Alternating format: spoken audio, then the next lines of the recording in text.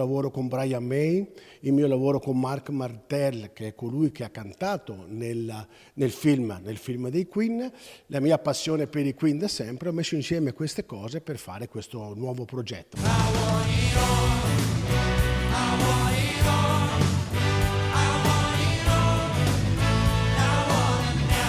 Il 28 febbraio, mercoledì prossimo, la musica dei Queen, protagonista del nuovo lavoro del direttore d'orchestra di Castelfranco Veneto Diego Basso al Palaturismo di Jesolo.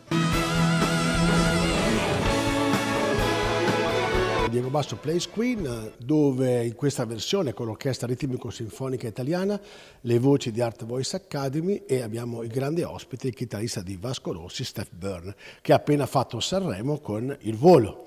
Quindi sarà un evento particolare, è la prima data del nuovo tour che parte appunto da Jesolo, poi si svilupperà in tutta Italia, sia nel mese di marzo sia nel mese poi di ottobre. La musica dei Queen e il rock sinfonico rivisti per la grande orchestra, ma non solo.